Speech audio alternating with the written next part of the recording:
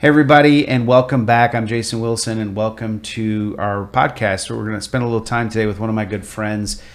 He is a marketing expert. He's kind of built a long career of working with some rather large companies doing using technology, AI, and marketing campaigns to help drive leads and business for those companies in a range of different industries. And he has branched out on his own and decided to go into business and has this company called BuildWise.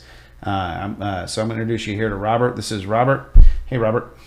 Hey, Jason. Thanks for having me on. Yeah, no, I appreciate it. You make marketing seem interesting. Now, I know that sounds weird from a guy who owns a business, right? It's like, well, marketing should be interesting because we all want to make money. But the concept of marketing is daunting to me. It's exhausting. The use of technology is kind of like, I know I need that, and then I buy it, but I don't know how to use it. So it's like you collect a bunch of things, widgets, sit on your shelves and do nothing. You've found a way to kind of take all that, put it together for people, I guess, across industries. I really can't think of one that doesn't work for you, and make it interesting. I mean, you make it make sense. Is that a skill you acquired because of your collegiate degrees, or is it just something you kind of stumbled into? It has nothing to do with any of my degrees, as is many Americans. What brought me into marketing was I found myself reading about it and watching videos and grabbing books. And I said, hey, I think I might be able to take care of myself and have a strong career by doing this. And so I acquired the skills, started writing product descriptions, blog posts, text messages for people, got really great at the writing piece, and then started acquiring all of the other skills throughout the years. Okay, well, that makes a lot of sense. It's kind of just, I guess you built it over time, with your career going from there. So tell me about the vision of the company. Sure. So over my career, as you mentioned, I've worked with over 15 different industries, mostly within the enterprise space. So let's call it 3 billion and up. And then some mid-market, which I would say, or early enterprise from $1 billion to 3 billion. And the reason that I started BuildWise is for two reasons. One, we had the internet wave, then we had mobile phones come out, smartphones, and we had the mobile app phase because of the iPhone and then the Android. And both of the internet and the mobile phone gave access to businesses to market in a different channel where eyeballs were at. We used to listen to the radio, so ads were there. Then we had the advent of the TV and TV commercials, and that's how we sold things, because entire families would gather around the television set, and that's where the attention was. Got it. Then when we moved into social media, that's where it took away the internet traffic from the main web and put it into an app, primarily Facebook at the time. Now we're sharing it with TikTok and Instagram. And so the attention of users, of people, of buyers, where you want to sell to, that's where they exist. And then some of that time is still spent online, which is why you see Google ads and things of that nature. Well, now we have artificial intelligence, and that is absolutely changing the game. AI, in its earlier iteration prior to the 2020s, where we now have ChatGPT, AI was automation on steroids. Okay. And it just allowed us to do everything faster, which is what we humans want. That's why we had the printing press. It's why we developed the wheel. It's why we had the Industrial Revolution. There's an ad from way back of one of the very first cement mixers, and the newspaper was railing against how that was going to get rid of jobs, and it was of the devil. But as with all technology, it's a double-edged sword. Well, I mean, who lost their jobs, right? When we invented cars was the stall muckers. And it sucks. Nobody wants to lose a job. And now we see in grocery stores, there's less cashiers. Nobody wants to see that. And that whole thing of just self-checkout, right? That's become a big deal. It is. But the more we streamline it, the more efficiency we get. In theory, should create price drops, or at least a competitive market, right? It should. And we can talk about this as we go down the road too. And because the pace of change of technological development and moves in sort of this S curve that starts to look exponential because it's happening faster and faster. Our grandparents, our great-grandparents, they expected their lives to be the same as their parents and grandparents. Right. Which is not a fair statement at all. But now those changes are happening way faster. And now you can't have one career usually and retire with it. You have to acquire more and more skills in order to maintain your competitiveness as a worker, as a business owner in the marketplace. And so with AI coming into it, these big companies can afford these big, massive resources and spend $1 million on ads and technology and automation and artificial intelligence. But what about the small business? And I'm talking not just the Small Business Administration defines a small business as people with 200 employees or less. That to me still sounds like a big business. I mean, that feels like a big business to me. I mean, if you're at 100 employees, but yeah, if they're talking about that, I would say, really, what about the business of 5 people? Like, and I know there's AI techs out there that they can afford, but I don't feel like that's the issue. Like, you go, okay, give me 3 AI techs that are under $100 a month. We can name them, right?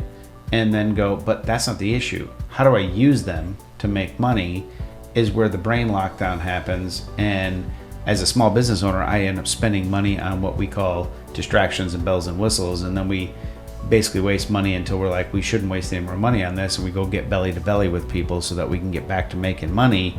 And then you circle around and you're like, I really need this advent, which is where you come into the picture. So for somebody like me, what's your approach to going, okay, you're really a small business, not a 200 plus, but let's just say a 15 and under, 15 and under type business. I mean, we still do a lot in sales. Our annual sales are somewhere around 40 million. So, I mean, we're doing something, but we're in real estate sales. So ticket prices are 6 figures and up. That being said, like, where do small businesses like me need you? And if so, where's the starting point? Absolutely. So the simple answer is yes. And even at a smaller level, imagine you're one person installing fences and you have a guy or two that's helping you out. Is there a situation where you don't want people to know about your business? No. And if you're out there doing the labor yourself, it's harder to find time to handle a way to communicate. Are you going to be dropping off business cards on mailboxes? Are you putting flyers in doors? That's time. I did do that as a kid. I got hired by a screen door guy to put flyers in doors. How was it? Well, on good days it was kind of fun. After a while it became kind of routine, and he would look for the dumpster. And that's one of the challenges with finding somebody like that. Yeah, you see that. What happened to all those flyers? They got delivered. They got right delivered where they needed to go. And that's because what he was looking for is a way to scale the message about his business. And so you did that through cheap labor, but it wasn't automated and you couldn't have quality control. Right. And that's where the technology comes in today. You don't have to pay a radio station, and you don't have to pay one of 3 or 4 TV stations an exorbitant amount of money to be able to get your message out there. And it's not even necessarily targeted. Right. And because the barrier to entry is too high. Way too high. Right. And so then it's belly to belly. And so small businesses don't really have an opportunity. But AI realistically, if we're going to put aside the whole, they're going to take over the world and I'm going to, and kill me conversation. Small businesses, the advent of AI should be the most liberating thing for them to act like a bigger business by using this technology. Is that fair? It's the lowest cost, most efficient, high quality employee they could ever have. There's still small business, there's medium-sized business, there's manufacturers in the United States that still don't have a website. Something that sells for you 24/7, 365. How do they sell? Belly to belly. They still do the whole word of mouth thing. That makes sense to me. Belly to belly is not foreign, right? It works. Scalability is complex, though. It's really hard to scale if that's all you do. Like, I don't want to lose that. I don't want to lose my connection with my clients and my customers. I want to keep that, but I want to grow, right? Which means we need to meet more people we don't know that could be my next best friend, right? That we can then help, right? And then we can upscale that and we can duplicate it in our people. But if we can't figure out more efficient ways to function where we're still delivering the proposition at a high level, because I won't give up on quality, I'll burn it down, right? Like, I'm just like, if we can't keep the quality, I'm out. But if we can, then we can go down that road. And some of it, I think, is speed to communication.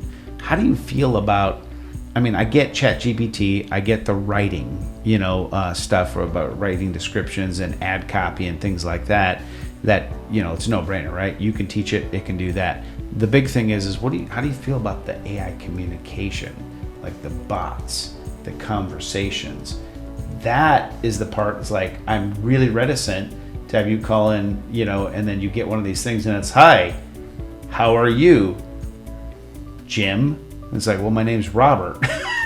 I don't know what the horror, what you've heard in StoryWise, but how is the speech part of this?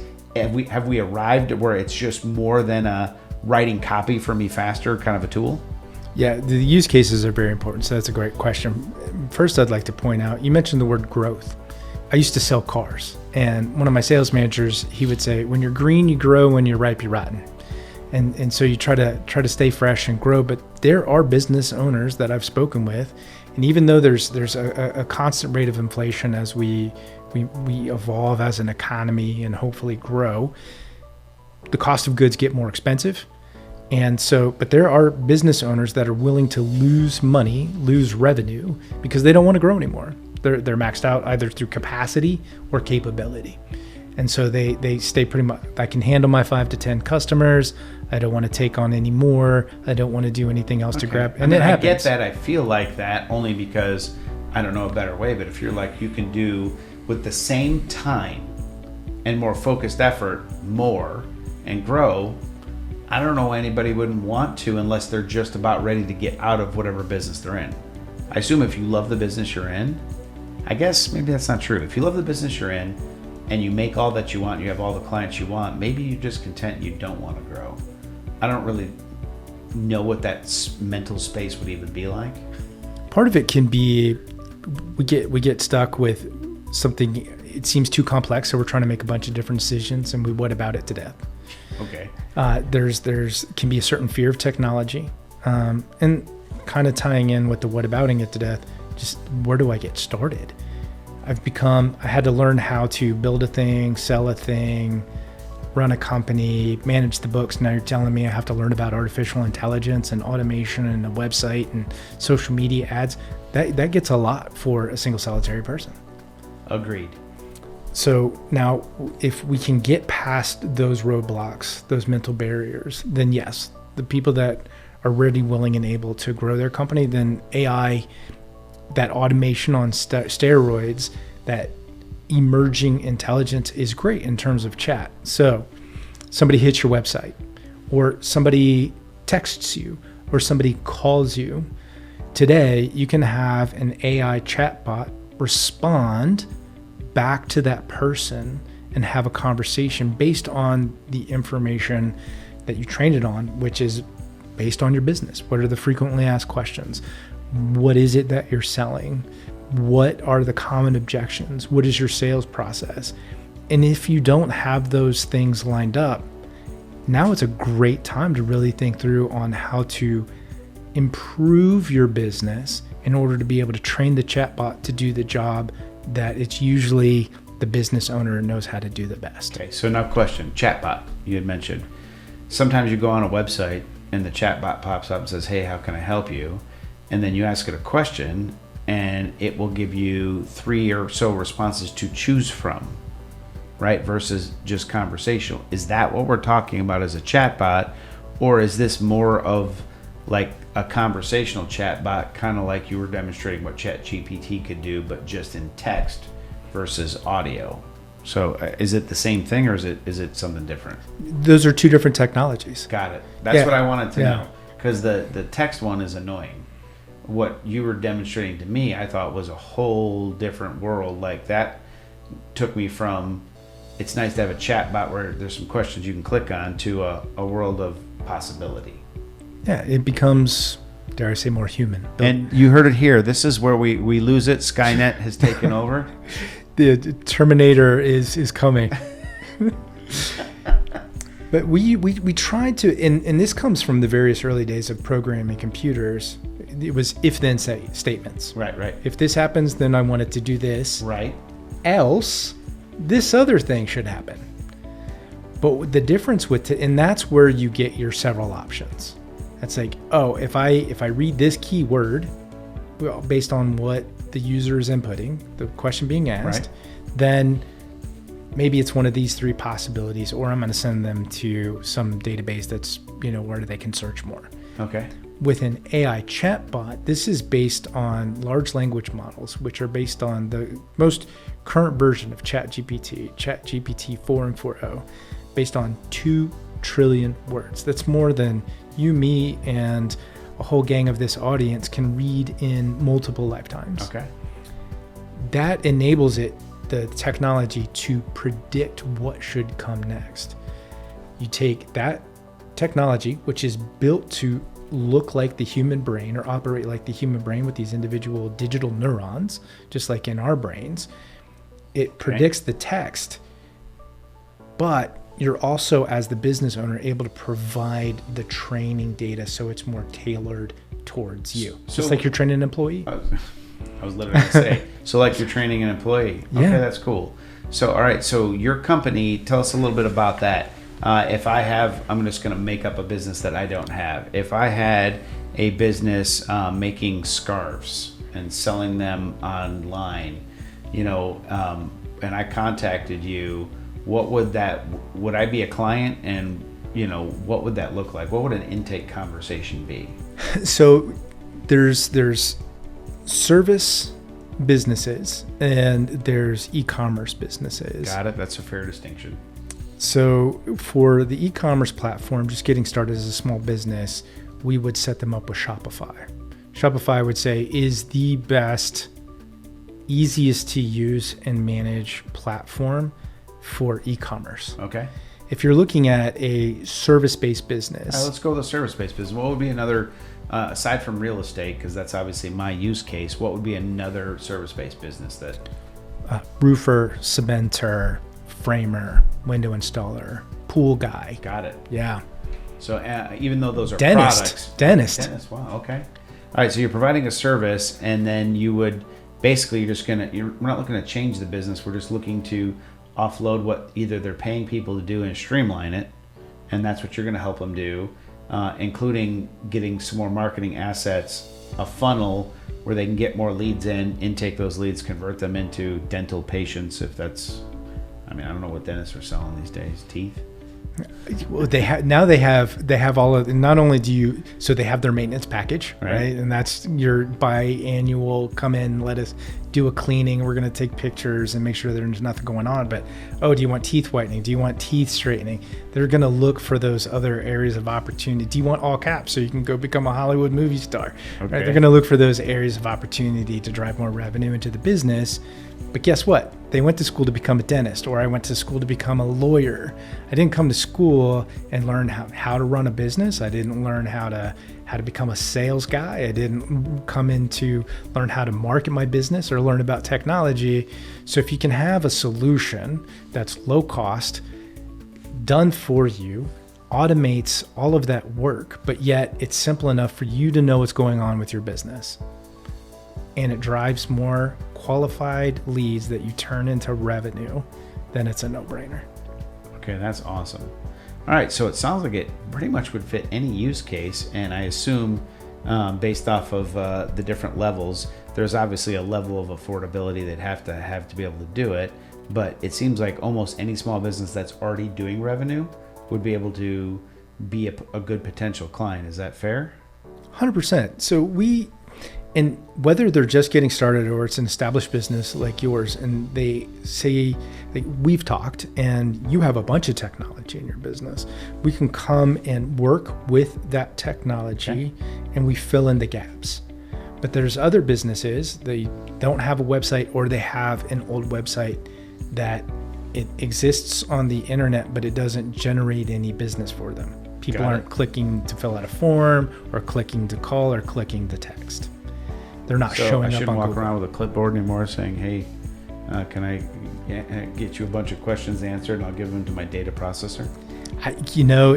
The old school can still work, but as you mentioned, the big S word of scale earlier. In today's economy, what do you do when you're looking for a business? Do you go and I don't know anybody that's still looking in the yellow pages and naming themselves AAA, Acme, all good, whatever the industry is, so they can be at the top of the yellow pages. They're trying to rank on Google. I actually know a couple people like that. One of my air conditioning guys, I think it starts like that, but yes. That won't help you rank on Google? It does not, unfortunately. and you know what? The in-person, there's all the frustration and fear around AI, it's never going to replace the human-to-human interaction. Right. I mean, that's fair. We're a social species. And ultimately, it's the relationships that keep the repeat business. So I can sell something to somebody. One of my customers, I can sell to them. But if I don't deliver value, if I don't pay attention to their needs, if I don't improve my business so that I can solve future challenges for them, then guess what? They're going to go away and they're going to go to someone else that will. Same thing applies to their business. Okay, so then let's ask the question, is there any business that would not be a good fit for you? I only work with small businesses, but every size business, whether you're just getting started and you need to be able to reach out to a bunch of people quickly and know what messaging is working so you can sell and generate revenue. If you're a medium-sized business looking to grow, whether that's a medium small business or a 200-person medium-sized business or a big, massive international company, you still have to have the technology in place to be able to grow your business at scale. And AI does it better than anything else right now. Okay, so if I'm starting a small proctology business, can you help? Thumbs up. Or don't answer that. that's big shoes you have there, Doc. Okay, so but the answer is yes, because that's a small business owner that needs to be able to find and retain customers. All right, well then tell us how to reach you. Yep, you go to buildwisemedia.com. You can talk to the chatbot yourself. That's going to be right there on the website, or email us. I'll tell you what, hello@buildwisemedia.com, and let's get a meeting on the books, and we'll talk about how we can service your business. That's awesome, man. Thanks so much for taking time to be on the show. I appreciate you guys so much. If you're interested and you're a small business owner and you would like to grow your business, we're actually also a client and utilizing them. I never really bring anybody in that I wouldn't want to support in business myself. And so thank you, Robert, for the time, your expertise. And if you guys want to, we're going to put his information in the description box below. Please reach out to Robert. He'd love to do a one-on-one conversation, and we will see you soon. Talk to you then.